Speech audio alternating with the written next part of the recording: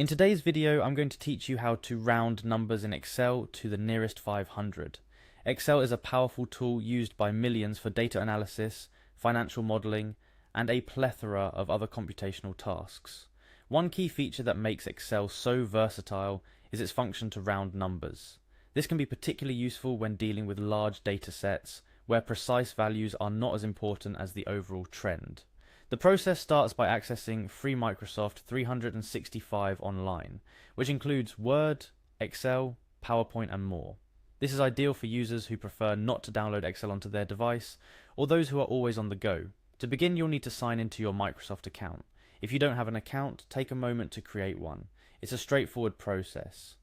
Go to the Microsoft 365 online page, click on Sign In, and follow the prompts to log in or set up a new account. Once logged in, the real fun begins. We'll use an example file for the purposes of this tutorial, but feel free to apply these instructions to your own Excel files. Imagine you're working with a data set that includes varying amounts of revenue for different departments within a company, and you need to round these figures to the nearest 500 to provide a simplified overview to a management team. This can help in creating budgets, forecasts, or financial models that don't require exact figures to make strategic decisions. Here's how it's done. First, ensure you are on the cell where you want the rounded number to appear. For the sake of our example, let's say that the cell containing the number you wish to round is C5. In the formula bar, type =ceiling C5 500. This function tells Excel to round the number found in cell C5 to the nearest multiple of 500. The ceiling function is perfect for this task because it always rounds numbers up, ensuring that your rounded number is not less than the original number you started with. Let's break down this formula for a clearer understanding. =ceiling C5 500 is composed of the function ceiling, which is then followed by a set of parentheses. Inside these parentheses, C5 refers to the cell containing the number you're working with, and 500 is the multiple to which you're rounding. It's critical to understand why this is helpful.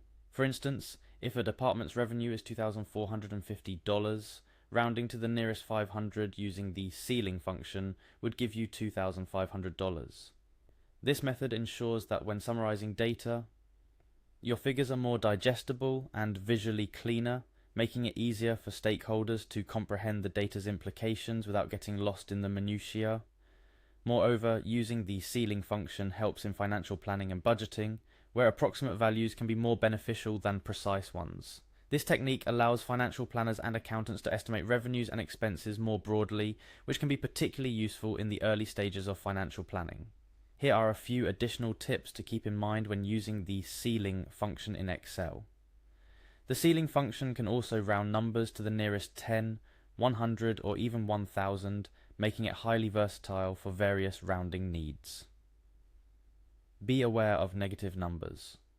Ceiling will round negative numbers away from 0, opposite to what you might expect.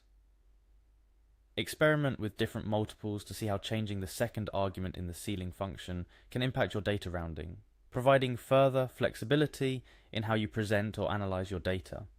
In summary, mastering the art of rounding numbers in Excel with the ceiling function empowers you to simplify complex data sets, making them more accessible and easier to analyze for decision-making processes. By following the steps outlined in this video, you'll be able to efficiently manage your numeric data, whether for personal use, business analysis, or academic purposes. Remember, practice makes perfect. So dive into your Excel sheets and start rounding those numbers to neat, comprehensible figures that serve your needs.